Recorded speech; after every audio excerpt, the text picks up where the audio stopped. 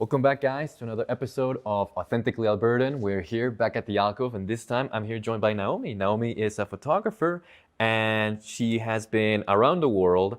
How have you been today? I've been really good. How have you been? Great, great. Enjoying, again, this piece of sunshine that we've I gotten know. It doesn't at feel the like end of winter December. Doesn't feel like winter at all. at all. No white Christmas for us. Well, there's still 2 days, so we'll see. There is. I guess we'll have to see.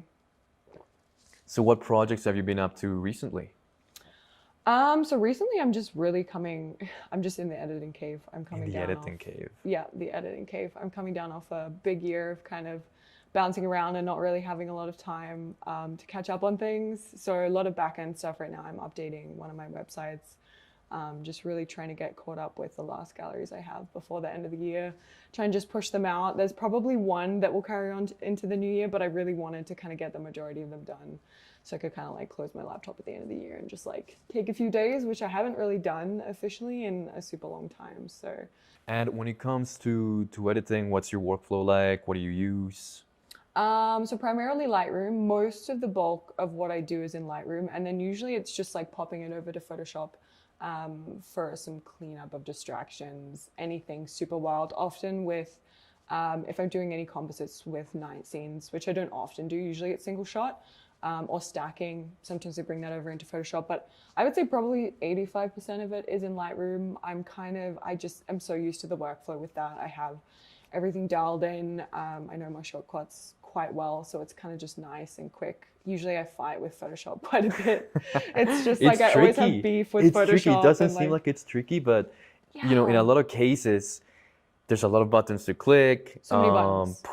You just can't wrap your head around it sometimes. No, I think one of my goals actually, and this sounds so wild, like as a professional photographer, but I would love to actually delve into a really in-depth Photoshop course, because like I know the things I need to know, but I really have never delved like really, really deep in it, in kind of really getting comfortable. So I think that would probably be a goal for the next couple of years, is that would just definitely like be helpful. stop having beef with Photoshop, probably. Yeah. So many tricks in Photoshop, so many things. Because I use Premiere, I use After Effects, and they're very like different, but there's still like the timeline, like the interface, it's what they call it. The interface is very, very similar. Very similar. But you go to something like Photoshop, and even starting it up, sometimes it's tricky. Sometimes it's tricky to get the image in there, the different layers, the different buttons. It's always the layers, Yeah, exactly. You end up with like 70 million layers, and you're like, what am I doing here? Like, and whenever I'm using Lightroom, I'm always trying to figure out a way where I'm in my head, I'm like, okay, how can I make this work without going into Photoshop? Yeah, how can I do this without? Usually I manage to push that to the max, but the one thing I find is just like if you're removing a lot of distractions, Lightroom is not super great at that. I hate to admit that the new generative AI in Photoshop is amazing for that. Like whenever there's just distractions that are just really tricky to edit otherwise, I've found it took me the longest time to use it because I was like, it just sat weird with me and people were just kind of roasting it. But when I started to use it for like removing things and like just like crazy scenes where something's like super awkward to edit out, it's like incredible. It's like such a game changer for time. Well, how does it work in Photoshop? Because I remember in Lightroom you use the healing brushes and stuff like that, and just like one click and boom, automatically. If it's not like something super complicated, I find that the one click just healing brush usually does pretty good. But I do find it's just, I don't know what it is. It's just not quite as good, especially if you're like cloning like from the surrounding area, that kind of thing. For obviously just for people, like if you're doing skin, Lightroom's fantastic. It's easy. I have that dialed in. But I think for landscapes, like if you're removing like a lot of distractions or like, like a tourist photo where there's like people in the background or something like a little bit more intricate, I think Photoshop is definitely a little bit better for that. It's a little bit more in depth and better at kind of reading the surroundings and taking the right tones as such. But yeah, good old Photoshop beef. And during the winter, do you find yourself busy for photography and such? Because I know a huge part of your portfolio is landscape. So how does that factor in with the winter? The winter, honestly, for me, is probably my favorite time because things do slow down a little bit on the work front, and I can take on a lot more personal things that I'm passionate about and shoot a lot more things that aren't just for work. Definitely, Commercial stuff does slow down in the winter, but I usually find that there's still quite a bit going on in terms of people wanting to get ahead on the year. Or like stragglers from like the fall. Often there's like a big miscommunication with brands where like they'll forget that our fall is kind of a lot quicker than a lot of other places, say in the US. Like if it's a US client, they don't realize that we sometimes have snow by like early October. So September, 5 years ago, we had snow in September. Had a huge snowstorm. And they'll send you the gear in like end of October and you're like, it's now winter, I can't give you fall. So sometimes there's like a little bit of that, those kind of stragglers over the winter. But yeah, it really slows down for me and I really enjoy. Winter is my favorite season for shooting. I really love the harsh conditions. Yeah, I do enjoy the fall, I think, for the colors, but I think winter just in terms of, it's a lot harsher. It pushes you a lot more as a photographer. I think because a lot more of it becomes for my own personal shooting. It's also a time where I have an obsession with glaciers and kind of that area of the Rockies and kind of exploring those kinds of environments. So I think winter for me really, it becomes a little bit more of an inspirational time when you kind of like bounce back from the burnout of the summer shenanigans. As two people who grew up in warm countries, I gotta ask you, how do you stay warm? Honestly, it's so funny because I love the cold, but I'm not like I'm always cold. I'm not a warm person at all. I cheat a lot I have heated gear that I often use. I worked for a brand about 2 years ago where I kind of discovered their gear because we were shooting it, and it's insane. They have like a heated vest, heated gloves, and heated socks. That's crazy. Wow. I don't use the heated socks as much because I find them to be like quite bulky, but the heated gloves I use throughout the majority of the year, especially if I'm shooting at night. It's kind of screen friendly too, so it's kind of like you don't have to take them off. And they last, like they have 3 settings and they last pretty long, even on the highest settings. So like a couple times when I've been in those crazy like -40, like -30 kind of conditions, that's a real game changer because the hands are definitely like, if your body's good in -40, that's great, but it's always the hands that are kind of hard when you're shooting. So your fingers. I do cheat. I do have the heated gloves. And throughout high school, throughout middle school, were you involved in photo clubs? Were you involved in the yearbook club? Through school, not so much. I was always taking photos, but that we didn't really have anything at our schools that really rewarded that side of creativity. It was really just like art and painting and those kind of music and theater and stuff like that. There was nothing really photography orientated until maybe my later years of high school, but it was always something I was doing. I was involved in sports, and so I was kind of doing it. Mountain biking and then equestrian. I was a crazy horse girl. Wow. Yeah. Cringy, but it was such a big part of my life, and so that's literally how I started when I was a kid, was sports photography, was shooting mountain biking and equestrian. Yeah, and you're gonna have a lot of frame rates for that. Yeah, I mean, I made do. I definitely, I didn't have the craziest gear back then. Like I was literally starting since I was like 10. And I remember being like, 14, 15, 16 at the equestrian events with the little 700 Rebel T3i, whatever it was, kit lens. I remember being so excited when I got my first like prime lens. It was like such a big day. I was like, oh my goodness, I'm like legit now. Was it the 50 millimeter? It was a 51. Yeah. You know it. Yeah. It's just, it was so cheap and tiny. Oh, actually, no, it wasn't the 51.8. My mom had the 51.8, and then my first prime was actually the 51.4 Canon. So a little bit bigger than the 1.8, but I do remember shooting on the 51.8. It's just a little pancake lens. Yeah. So while you were still developing your career as a photographer, what were you doing on the side that could help out balance that other side of things? When I first moved to Alberta, I was actually working for another photographer, which was really fun. He's a wildlife and landscape photographer based in Canmore, and he owns 2 galleries. Wow. And so I was kind of on the back end of the gallery side of things, which was really fascinating. And so we kind of worked on his social media marketing strategies as well. That was kind of something we delved into. But yeah, it was just something that was kind of fun to work in because it was within the industry, and I kind of got to see the back end of his work and just got really passionate about it too, like hearing the stories behind all the things that he captured. You see this incredible photo of an animal on a wall, but you don't really think about how many times they tried to capture that photo you know, how, the conditions. Or try to follow that animal. Yeah, trying to follow that bear or that owl or whatever it is for like months and months and months. So for months. That was Holy crap. that was something that was really neat to kind of work alongside my own work and kind of branch off in that area.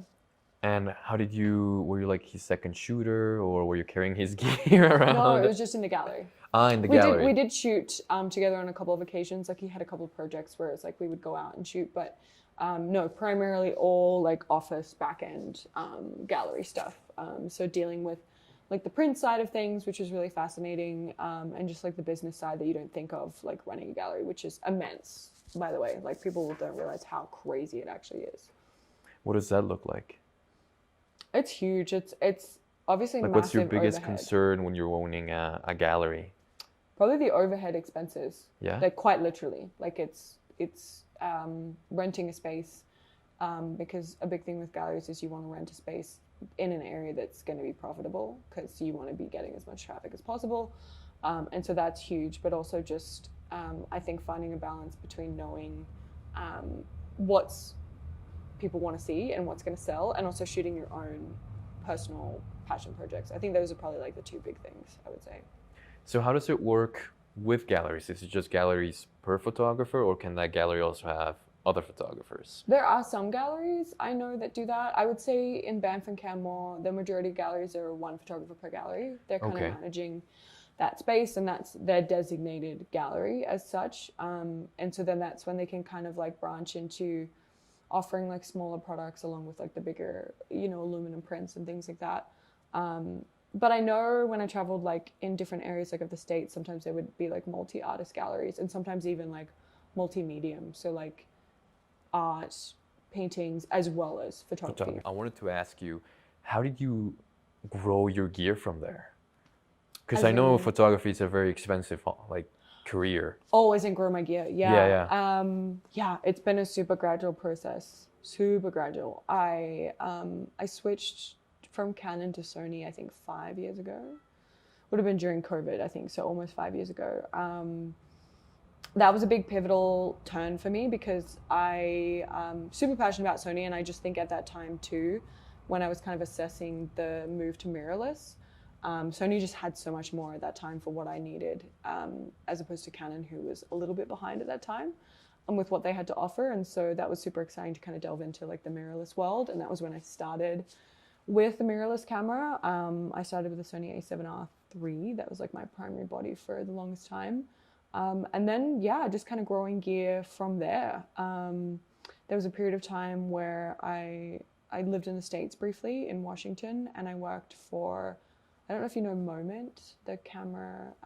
It's like a online marketplace for... No, I don't know Moment. Various gear. It's more US based. They do ship to Canada, so we had like a lot of Canadian customers, but I was it was just a part-time kind of gig. It was what they called like a gear guide. So I was just doing customer service when people were reaching out asking about gear, like camera bags, film stock, stuff like that. Like you tell them, you know, you need this gear for this occasion. Yeah, like stuff people like would reach out with questions, or it was just to do with orders, like order problems, or like one big thing was, you know, we were always out of film stock. People were like, when are they bringing back Portra 400?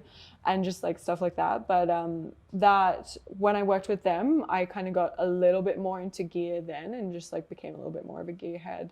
And so accumulated some more gear then. But it's been a slow process. I kind of have been building out my kit for a really, really long time, and it is very expensive. But obviously, like when you do it professionally, you can justify it a little bit more than when you do it as a hobby. It's kind of like, okay, well, this is helping make me money, and this is the tool that I need to do it. And you can also write it off. So that's what I tell myself when I roll into VizTech to drop all this money on a new lens. I'm like, yeah, this is going to help me pay less in taxes. So there you go. Yeah, and get more gigs with it logic. too. Exactly. It's going to make and it's not obviously like, I'm kind of two ways. Like everyone, I know it's a big thing where it's like, your gear is not everything, like it's all in the photographer, but I do think that it makes a big difference. And I think your responsibility as a professional photographer is to have the best gear for what you do. It doesn't have to be the best of the best, but it's just like, if you're a commercial photographer, I think we do have a responsibility to be providing quality images and to be picking a lens that's going to be the best for the occasion, shooting that particular product or whatever it is. I think I'm like that annoying person that when people make that argument, I'm like, well, I do think it makes a big difference because obviously someone shooting with a kit lens as opposed to, you know, a G Master or a Prime, that's going to be a little bit better for... The image is not going to be as sharp, you know, there's going to be other tricky things. When you're a professional, I think it is like we do have a responsibility. In saying that, that's not at all like patronizing people into being like, oh, you have to have like the best of the best. Because obviously it's ridiculously expensive. And I started from way in the bottom entry level area and I really slowly worked my way up. So it is definitely a process for sure. Like I do get really hyped on new releases and just kind of like assessing like, oh, like, is this new camera going to actually be worth an upgrade or am I happy with what I have? That kind of thing. And obviously I think, you know, Sony, especially like as a camera brand, like all the camera brands are doing great things, but I think it's always really fun to see what Sony does because they're always at the forefront of like innovation, I would say, and kind of like what they're bringing out. But yeah, it's super exciting, but it is a lot to keep up with for sure. Well, the good thing about you know, that photography world is that a lot of these companies are very, very competitive with each other. So I love it. I remember Sony, or I think it was Nikon earlier this year, bought Red because they were falling behind on their sensors. Yeah. So they had to step up with their video sensors, and now everyone's worried because Red's a great brand for video. So now everyone wants to see what are they going to do next? What are they going to innovate? How are the other companies going to catch up to that? Yeah. So that's something fun to see about that world. It is. I wish it wasn't so expensive. I know. I wish the competition was more in who can make the best gear for the cheapest price. For the cheapest, right? That would be nice. Instead of like, okay, like their main priorities are always like, oh, how can we make it faster, lighter, you know, crazier? How can we justify this price with all these other innovations? Crazy. Yeah, that's definitely the fun part for sure, is like, oh, look at this great new lens. Like Sony's recent release of the 28-70 f2 was obviously huge, and then you see the price tag, you're like, oh, okay. That's not so fun. That's not so exciting. And even what's even more exciting for me to see is just like there's the main four, you know, Fuji, Nikon, Cameron, and Sony, Canon. And then you've got other brands who are also trying their own stuff. So for example, you got different brands that fit different cameras, but they're still doing their own funky lenses, like the 35 to 150 for Tamron, for example. Which is super fun. Yeah. I think Tamron's great. Like Sigma's also doing fun stuff. Both those brands, Sigma and Tamron, that was a big reason why I suggest Sony to people over Canon, just because with the new mirrorless, like with their RF mount, they only allow Canon specific native lenses, which is fine for them as a brand. That's great. But I do think it's very limiting because it's like, as a newer photographer, you could invest in a nice body. You could get, say, you know, come right in and get the A7 IV, but then it's like, you don't need to spend money on the G Master lenses. You can get a Tamron or you can get a Sigma, and Sigma make amazingly sharp glass for a significantly lower price than Sony G Master. And I did actually start with Sigma. When I first switched to Sony, I had a Sigma 35 and a Sigma 24-70, and that was my staple for a while until I switched to all Sony gear. And it's great. I think it's great to be able to still have that third-party competitiveness where it's like you have choices. You have so many choices. Exactly, and the fact that they can go off book and do crazy stuff with it. Crazy measurements, and they're like, because we want to innovate, you know? Yeah, I love that for those justify, brands. set ourselves aside differently from not just the cheaper version, but like the fun version, you know? Yeah. Experiment with stuff. Yeah, no, they really have been Tamron especially have been super innovative. Yeah. And Sigma is just great at like kind of keeping up with like a really quality lens, but just at a better price point. They're really great for that. Have you experimented with film? We've talked about digital a lot, but I want to know your side of film things. Yes, it took me much longer than it should have to get involved in it. I only really started the last 2.5 years, I would say 2.5, 3 years. It's super fun because I've kept it completely for myself. It's not to do with clients, so it's kind of become this medium that I keep for myself and kind of can help get me out of a bit of a creative rut sometimes with client work. But it's also just fun. I think film is super nostalgic, and I think there's always that funny kind of like snobbiness with it that is Yeah, hilarious. yeah. But at the end of the day, it's just so fun to be able to preserve essentially the root of like where we all came from as photographers, like where all this crazy technology came from. Like that was the root of it. That's where we all started out. That's where that began. Yeah, preserve that culture and that knowledge as well. Exactly. And it makes you a better digital photographer. 100%. Because like you can't just, you know, what do they call it? Spray and pray? Just hold down the shutter. Exactly. No. You can't do that. Like you don't have like a bazillion exposures. You have 36 or, you know, 10 or 12, you know, whatever it is that you're shooting. And then that's it. You have to be super intentional. And I think intentional is like a big word. And you have to be aware. I would say like awareness is a huge thing, because you got to know which aperture works best, shutter speed works best. And you don't know at the time what it looks like. So you're like, okay, cool. Like, I hope this is good. What I did once was I took the RX1 with me, just a little camera, you know, the little guy. And based on what I was seeing through it, which is completely off what the film was seeing, but based on it, I tried to approximately see what the film would see, maybe. If you did those exact same settings. Because I had the same ISO as the film. Yeah. So I tried to, it was close. The film was a lot, it was a lot brighter than the digital, but it was still pretty close. It's interesting how that works. I mean, I'd say when I started, I would kind of use like as a mental point, I would kind of be like, what would my settings be in this situation? And literally just transferred over to that with film. But it's super challenging. It's like such a wild world where it's like, it just teaches you to slow down for sure, which is really nice. Yeah, because luckily I was shooting in a sunny day, so it was much better for the film to experiment, you know, have more light, more room to play around with. Whereas I'm still trying to figure out how to shoot some good film photography inside without the flash. It's hard. Sometimes it's tricky. Light. I haven't mastered that by any means. I remember when we had those crazy aurora storms in May, like the big one that we had. We had the one in October and then the one in May. And someone shot it on film, and I still don't understand. No way. I have like a vague understanding of how he might have done it, and I don't remember exactly the camera that he used, but I just remember thinking, he wins the internet. Like that's like, it doesn't get more insane than that. Like to be able to shooting the aurora is complex enough with a digital camera. Yeah, because you gotta leave it on for what? You're gonna leave the shutter on for like 5 seconds? Yeah, usually 5 to 10, depending on how fast moving the aurora is, and like if you have a bunch of moon or any other light like that. But yeah, like I have to find the shot again and send it to you because it was crazy. That's like I saw this, I was like, film. How did you do this? This is like next level. How many rolls did you waste until you got that shot? Yeah, how many rolls did you? No, and that's the thing. I don't think he did. Like I think it was just that he had really, I think he'd attempted one other time before. I forget what the photographer's name was. But I just remember a friend shared it, and I was like, oh my gosh, like this is the most unique thing I've ever seen. I think that's such a feat, but it's very cool. We talked about you moving from Vancouver to Alberta, but what made you want to take that switch? What about Alberta called you? Obviously, Heartland. Yeah. Yeah.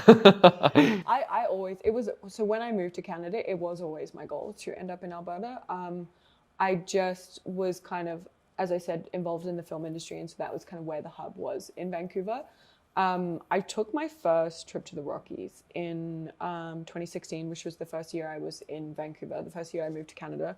My mom actually came over from Australia, and so we flew into Edmonton and then drove to Jasper and then down through the Rockies that way and took a road trip. And I'd been dreaming of seeing those mountains since I was a kid, and it was just like such a I don't know, it was such a pivotal moment in my photography, but also it really did. In your life. Yeah. It's a goal that you've had since you were a kid. Huge. And it was just like, I'd never seen anything like that. Like I'd never seen any scenery like that. I just was so enthralled. And the most amazing thing now is after being here almost 3 years in January, it still feels exactly the same when I drive through those roads and see those things for like the 200th time, you know, because I'm out there all the time, but it still has the same feeling. And that's why I know like I'm exactly where I wanted to be. But yeah, it was planted back then. And it was kind of on and off because I did have, with COVID and things like that, I spent quite a few years in Vancouver. I also spent a little over 6 months in Washington State in the USA, and then came back to Vancouver, and that's when I moved to decided to pull the plug and move to Alberta. I just knew if I didn't do it soon, it would What just made keep you? getting comfortable. You know what I mean? I see what you mean. What made you take that detour down to Washington? I used to date someone from the States. Ah. And so that was, I just kind of gave it a go. And I was also having immigration problems at the time with Canada, switching visas. So I could be in the States, but I couldn't get back into Canada yet. So I kind of, like, I had always, it was something that was definitely different. Like, I contemplated perhaps having a life split between Alberta and then Washington State. And I do love Washington State. It was incredible. It's so beautiful. Like the Pacific Northwest Super in the beautiful. US is just so atmospheric. Like the Very. movies that take place there, the video games that take place there, especially during fall. Yeah. Just so many Just different environments. moody Exactly. fog, the coastline. They have a much better coastline than I would say Vancouver does. Even Vancouver Island, I know Vancouver Island has like nicer coastlines, but Washington has a lot to offer. I don't like Seattle as a city. I was kind of living about, I would say, an hour, 45 minutes south of Seattle, kind of tucked away in like a little cove. That was like a little, I guess, detour, but it was super pivotal as well. I was able to really kind of shoot a lot of different things down there as well, and that was when I got more into gear, and so that was quite a bit of growth as well. But I always knew that I wanted to end up in Alberta. So when I went back to Vancouver from Washington, kind of when I activated the new visa, and Canada let me back in after COVID, I was feeling super unsettled when I moved back to Vancouver that time. I just wasn't quite, things were really different and everything had gone up, even more expensive. And I was just like, you know what, like this is the time. I'm unsettled now. So it's like, let's just make the move. Let's just do it. And I'm so glad I did. I wish I did it like a little bit sooner, but everything happens how it happens. So I'm like a big believer in that. But from the get-go. And again, moving during the pandemic, because you told me it was 3 years since you've moved to Calgary? Yeah, so it would have been beginning of 2022. So it was like the back end of it. The back end. Still, So very it was bold. still definitely going on. Like they still had that stuff kind of with everything. The lockdowns weren't really happening at that point. It was really just like vaccine passports and stuff like that. So it was like the back end of it. But yeah, I didn't find it. It was definitely coming down off of it. So there was nothing that was like a super big deal in moving here that was like hindering me from anything. So yeah, it was definitely very surreal to make that change. But yeah, it happened super fast too. Like I made the decision and it was like 2 weeks I was across here. So yeah, it's good that you fulfilled your dream, you know, seeing the Rockies and finally like living here. Yeah. It's amazing. It's amazing to hear that story, you know. It's very inspiring. Really, very inspiring. I definitely I think it's such a simple thing where it's like I think so many people one of the biggest hurdles in life is figuring out where they want to be or if they're happy where they are.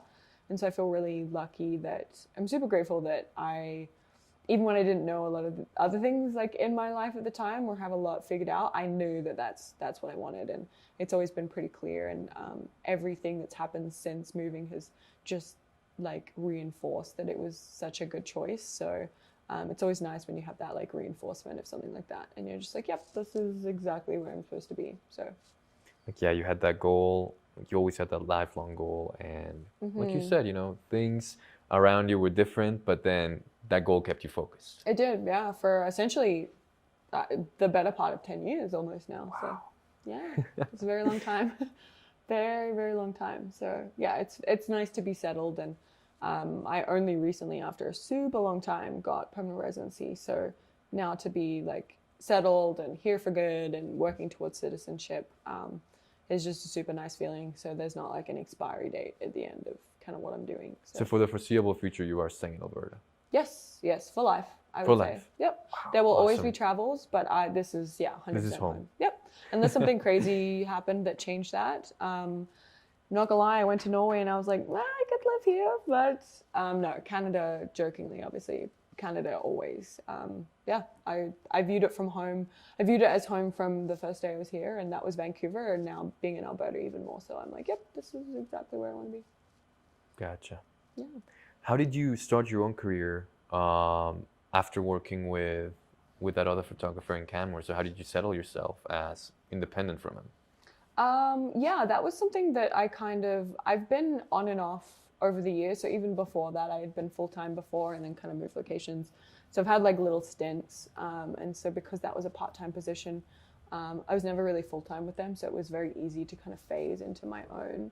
And it just kind of got to the point where I knew, I think when you have your own business, there's a lot of people who do manage to do it on the side of something more secure, like a part-time job. But I think the more you can put into it makes a big difference. And so when I found I was just getting so busy that my own business was suffering because I was still doing that part-time work, that was a big indicator that it was kind of time to push, because it just gives you the freedom and flexibility to invest that time and effort and money as well into growing it. So that's when I kind of managed to just gradually, super gradually, it was within about a year of moving here, just super gradual, and it was just quite effortless. And I think people really psych themselves out like going full time, but I think it was just it was happening so naturally, and I had a lot of things already booked out for the year, so I had that security in that sense. So yeah, it was a very gradual process, but it was kind of a nice thing to start with, upon moving to Alberta. So it kind of worked out well in that sense. Yeah, it's tricky, and it's about time, really. It comes down to like once you got your clients happening, and you know what your future projects are going to be on the side, but yet you still have this other job, other responsibilities that are just crowding you at the same time. Yeah. You got to know when to let go of that. Yeah, 100%. And for your mental health as well, because you can't just be like working 24/7. Yeah. Which happens even without another job now. Like I'm working 24/7 in my own in the editing cave. In the editing cave. And just like it's hard to switch off from it. So when you do have a part-time job, it's so hard because it's like you're in work mode for that part-time job, but then you're still like, it's still in your head, because when you're self-employed, it's just always, on. Always, it becomes your life. It becomes your life, yeah. I mean, it's like that famous quote, do what you love and you won't work a day in your life. But really, it's like, do what you love and you'll work every day of your life. But you'll be passionate about it. But you won't treat it as work. Most of the time. No, most of the time. It is. And I think the longer you do it, the more you do experience a little bit of that like burnout of, like this is work, like I don't want to pick up a camera today kind of thing. But I've mostly dodged that feeling. It's always usually very temporary, and I'm able to kind of snap out of burnout. This year's definitely been a big year for burnout, I think. There's definitely been multiple times where I'm like, I don't want to bring a camera. I'm just going to go on this hike and I just don't want to think about cameras or Lightroom or whatever it is. So it definitely happens, but I'm so lucky that I really do live and breathe it, and it's always been a part of me. So it's not something that I'm ever like super sour about. So when that happens, when burnout happens, what do you do? What other activities do you do to just not think about photography for a while? Usually it's reading. I fall back to reading. It's really hard for me to read during busy season. Because my brain just doesn't, it's really, really hard for me to kind of switch off in that sense, to be able to move to that side of like relaxation. Sometimes I gotta read out loud to just focus on just the book that I'm reading and not think about any other things. Exactly. That's very valid.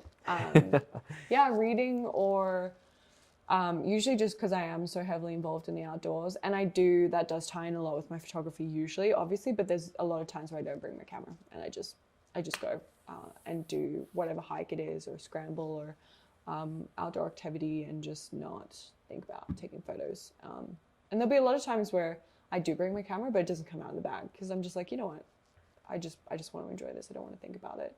And I think it is healthy to do that for sure. Yeah, definitely.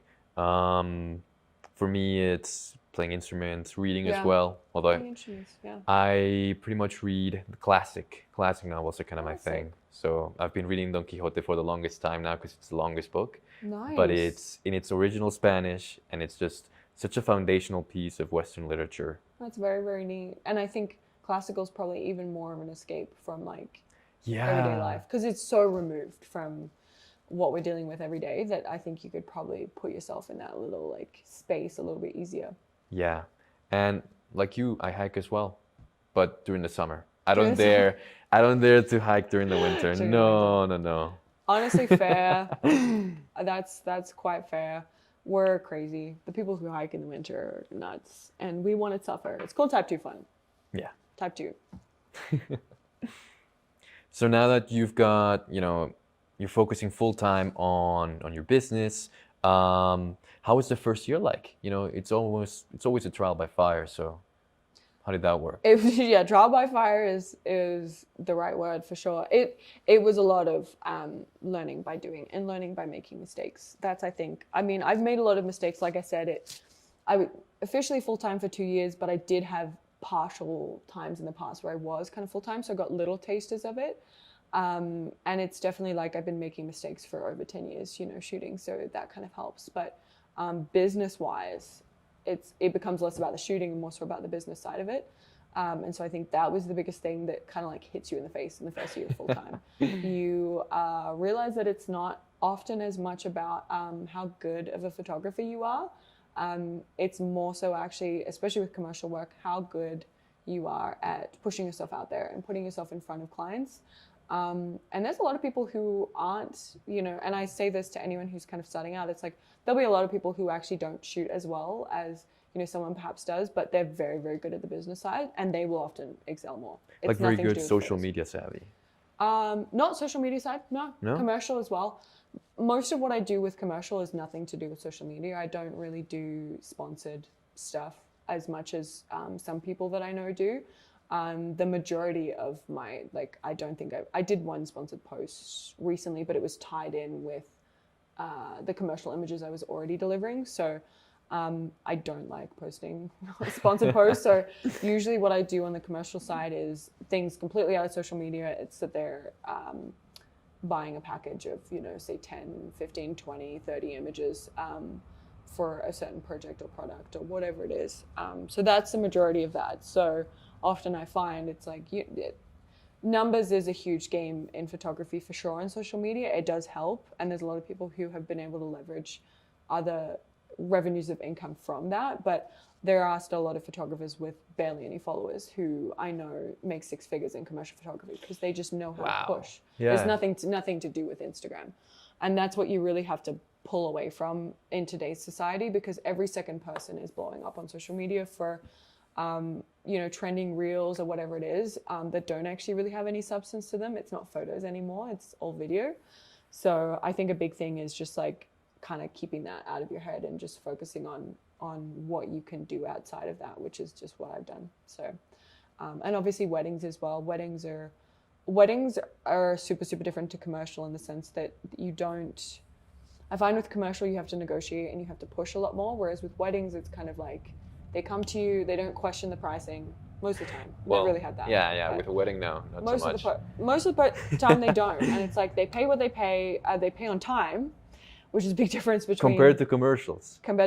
Yeah. You think they'd be more professional? You'd think they would, and some brands are good, but I find, and everyone in the industry would say this, it's months half the time, and you have to chase it up, and like I started putting late fees in my contract as well, and they don't even read it half the time. They just something that you can kind of charge later on, because you'll put net 30 or 60, and it's like 4 months later, and you're like, come on, it's not that hard. It's especially the US brands, because they don't have their banking systems are archaic. But yeah, it's two very different things. So I've kind of made sure to split my income. Not always evenly. They usually like one overtakes the other at certain parts of the year, and then another part of the year, the other will overtake again. Like right now I switch completely back to commercial, and weddings are not until like June. So it's kind of nice in that sense, because I think weddings, in the freelance photography world, I think weddings are as secure as you can get, because people are always getting married.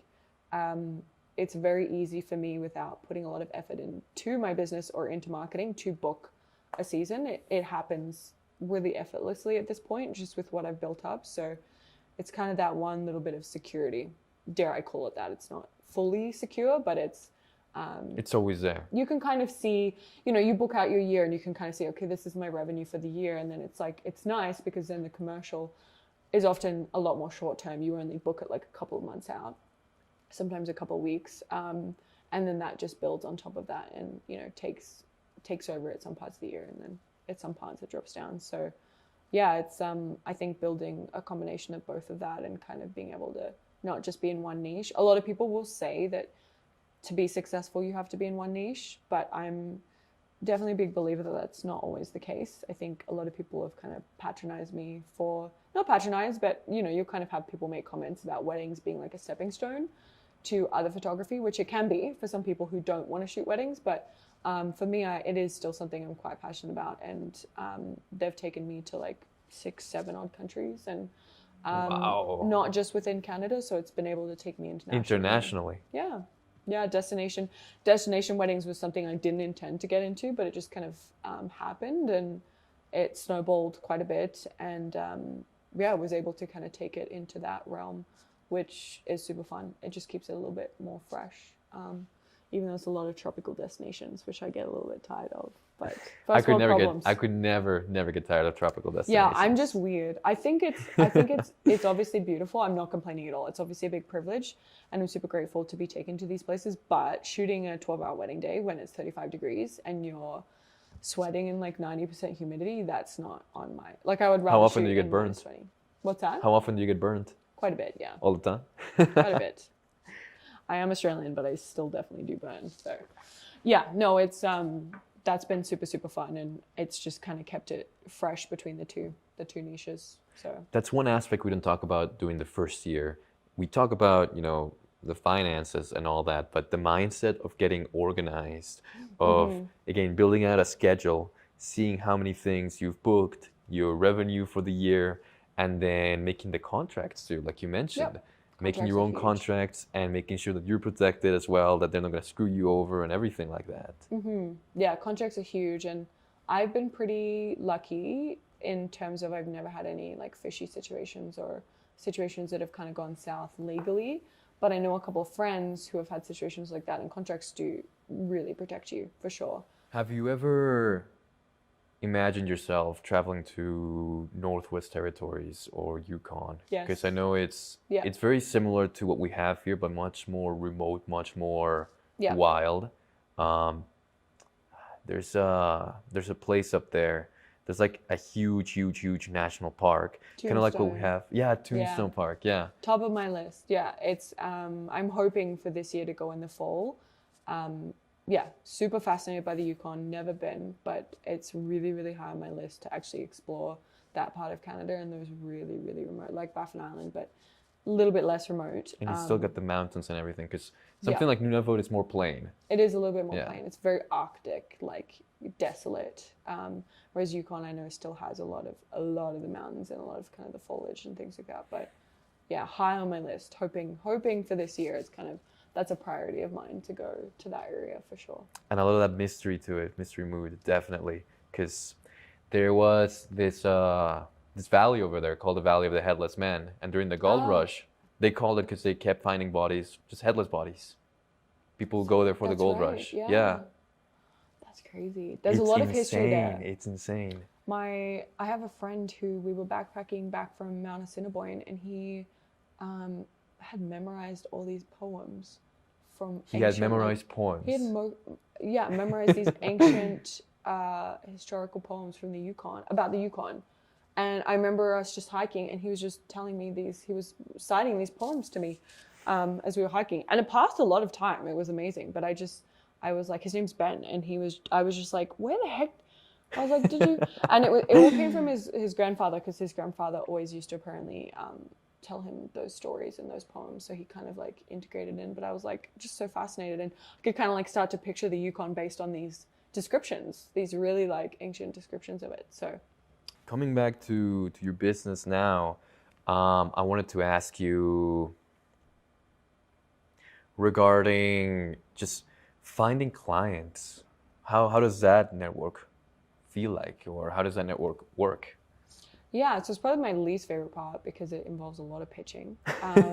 Luckily nowadays, I do find that some of it does come to me. I'm super lucky in that sense, where I do get requests that are, valid, and they're not just silly, the ones you get earlier on in your career where it's just like collabs and product exchanges and things like that. I am really lucky to get some that come to me proposing something, and then we get to kind of build from there.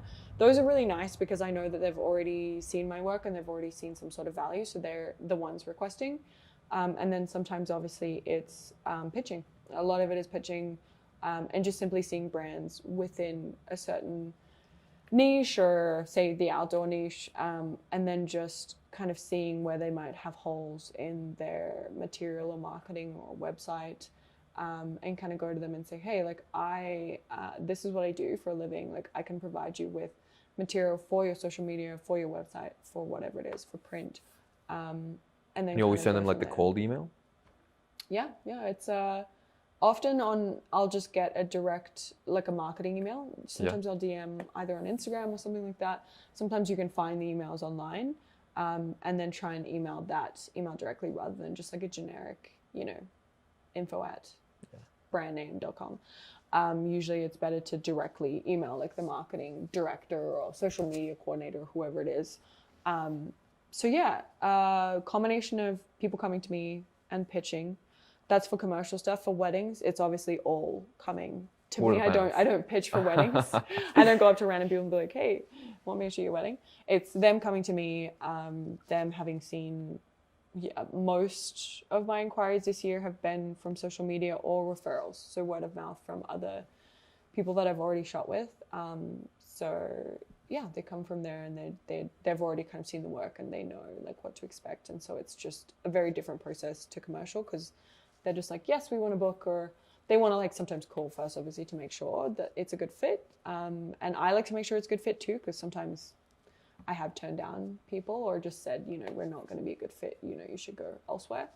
And sometimes that happens with commercial too, like whatever it is, price negotiating is always the fun part for sure. And it's tough nowadays because it is very saturated. So there's a lot of people doing commercial stuff. So speaking of commercial work, what has really challenged you? What product have you really had, like just had difficulty showcasing it through photography? I would say I've had a lot of easy ones because I do a lot of outdoor brands, so it's very easy for me to integrate it into whatever I'm doing. So like recently it was boots, hiking boots, which is so easy to shoot. You love hiking. You love photography. You love the mountains. Super easy. Yeah. Obviously, it's good to know how to shoot a product, but one that I did struggle with was when we were shooting the heated apparel. I had a friend help me with it because we went out to some more remote locations to shoot some of it with on the glacier with ice in the background to kind of create like a very cold, because it's heated gear. And one thing I struggled with was the socks. The brand actually was like, we really have no photos of the socks. And I was like, because they're socks. It's really leave it to me. You're not leave gonna it to me. I'll photograph it somehow. Yeah, I'll photograph it somehow. And I remember kind of thinking in my head, I already had ideas, but it was like, it is hard to shoot socks because obviously like they had the product photos, the studio product photos, but it's like you need to show it. The type of commercial photography I do is like lifestyle and showing it in action. So it's kind of like, that was a challenge. How'd you solve it? We tied it in with skiing. So someone putting on skiing boots. Oh, and so gotcha. I was kind of showing the socks because they're quite high. Was able to kind of show the socks up quite high with the logo and the light on because there's like a little light. And so those were easier to photograph in the sense that like you were very much in the environment of like putting on the ski boots, putting on all the gear, and the socks were visible, and kind of then just some additional ones like in and out of a snow boot. Yeah. Like putting on a snow boot. So and it it's actually commenting worked on out. that warmth that you need, when you're going snowboarding, going skiing. Exactly. Displaying that like this is the first base layer that I'm putting on to then put on the rest of this other stuff. So, nice. yeah, that's the only one I can think of in terms of really, really challenging. Shooting alcohol brands is challenging too.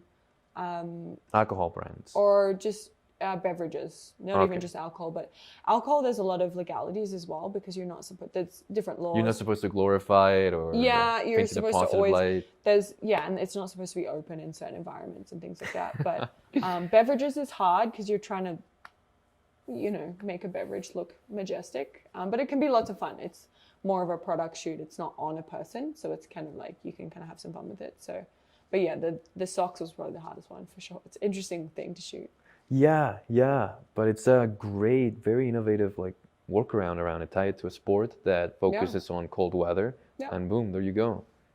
It's functionality, you know, you're really showcasing it. And that's what they wanted. They wanted to see it being used.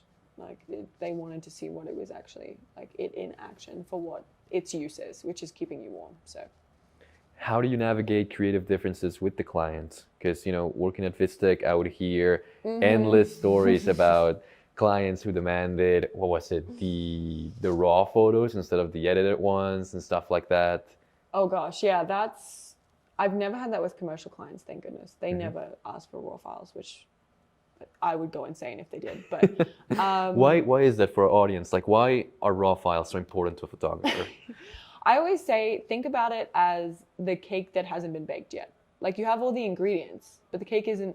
You're not going to go to a cake decorator or like a baker and be like, can you give me all the ingredients? I'm going to make it myself. Like you're not going to go to someone for that. So it's kind of like I view it as an unfinished product, and they are paying you for a profession that you are well versed in. And so there are different stages to it, and post-processing is such a big stage. So, and I like to say that most of the time for people who aren't into photography, they don't understand that that's such a big part of it, and that what the raw file actually looks like. And a big thing, because I have in the past had wedding clients ask, and I have a clause in my contract for it that I do not provide. And I just explained to them that it's unfinished. You also can't open it. Yeah. That's the thing that people don't realize, the technical aspect. You need these programs I have to actually open it and to process it. And also just explain to them that raw files are essentially a compressed combination of information that isn't fully finished yet. So it looks flat. It's not bringing out the true colors. That's kind of how it is. What about your future projects? What are you looking forward to in 2025? Like I mentioned, I think in 2025, a lot more commercial projects tied in with travel, some travel plans that I have. Where are you going to? Patagonia, hopefully. Patagonia, wow. Yeah. Again, the mountains always calling you back. They are always. I would love to go back to Norway. That's huge on my list. I don't have anything super set in stone. Obviously, I'm going home to Australia for a little bit in February and then again in May. But definitely a lot of plans kind of up in the air for the year that I'd like to tie in with commercial projects. And also just really early stages of something, and kind of tying into what we were talking about before. I have like a long-term personal goal for a project that's kind of tied around becoming a Canadian citizen in a couple of years, because I'll be able to in about 3 or 4 years. And I really have always wanted to go and complete a project where I shoot an image in each province and territory of the country that represents that province in some way. So say, for example, the wild rose here in Alberta. Yes, something to do with that, or just something that the province is known for. Like it could be, obviously I've shot a lot in Alberta, so I would have something for that. But, you know, go to Saskatchewan and shoot something in the prairies, you know, big sky country, that kind of thing. Or Land of the Living Skies, I think their license plate is. And to go to every, I think it would be, I'm kind of torn because it would be a little bit ambitious to, I am fairly close to becoming a citizen. So it's like within a couple of years. And I think this project would probably be like a very long-term project. I would like it to kind of go hand in hand with it, but maybe it might not be before I become a citizen. It might still continue after, but it was something that I really wanted to kind of commit to as a project that I could perhaps bring on commercial clients with as to sponsor, but that's primarily just my own project in kind of like a tribute or an ode to the country that has built my, you know, my adult life and my career. So that's something I'd be super excited to potentially like start putting in the foundations this year and see about the Yukon. I'd love to go up to the East Coast more, to Newfoundland, Nova Scotia. That's a dream of mine. So really just seeing more of Canada, because I think we have so much. And we're super lucky on the West Coast. So much to offer. So much and so different. Every province and territory is just like wildly different. And I think a lot of people don't realize that outside of Canada. So it'd be really fun to showcase it, and maybe eventually, not necessarily for like public publication, but I'd love to have like a coffee table book one day of like, this is my That's what I was going to ask you. I'm like, Yeah.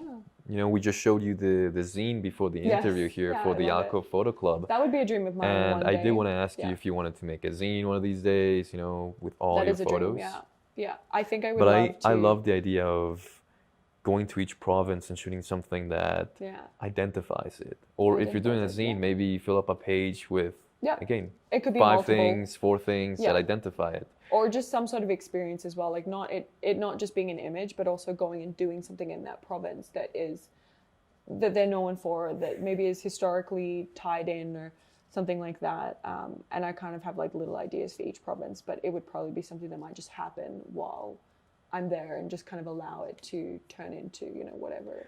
I could see you doing it maybe during the summer, doing a road trip. Doing a road trip through the provinces. Yeah, that definitely could be part The of it. territories would be would be probably different. They would probably be separate. And Yeah, they it would be separate, but definitely the road trip that people do to Yeah. Prince Edward's Island. Yep. I would love to do that one day. I don't know if the project would be a road trip in itself, but it could be. It might be different occasions, you know, Yeah. over the course of multiple years, but that's something that I'd really, really love to do. I have a lot of love for this country, and I think it would be very, very neat to, you know, if I'm taking that oath and becoming a citizen, to be able to say, yeah, I've been to every province and territory, and I've also done and captured something that is, that makes that province like what it is. So it's like all the little pieces of Canada like put together. So It's very neat. yeah, that's a personal project. Very You gotta early reach out to stages, me when but you make it, because I would love to see it. yes, I would love to, aside from the images, actually make a film.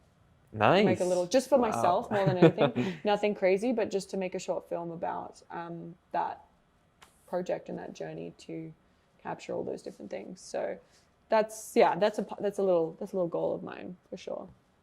And as a photographer, you know, you own your own business, you've traveled so much, you've set your own goals, you've met your own goals. What do you define as success? I think within business, I think it's a lot to do with being able to choose what you shoot. Because a lot of the time when you start out in the industry, it's hard, you know, you shoot everything because it's finances, you know. I think it's really nice to have a little bit of control over what you take on, and taking on a niche or niches, in my case, that you're passionate about for different reasons. I think that's a huge definition of success. And also to be able to still, I think the biggest thing I've realized this year is a definition of success is still being able to feel like it's not a job. Like it is a job and it is your profession, but to still have those moments where you're going out and you're doing those things that are rooted in the original reasons why you picked up a camera, I think that's such a huge success. So I think that's kind of the definition of it. But having the choice to shoot things that you're passionate about is huge. Okay, yeah, that's a very intricate answer, and it makes sense to me. You know, being able to choose what you want to do with it. We'd like to end the show with one question that we ask all of our entrepreneurs who come here on the show. If you had one word to describe yourself, which one would it be?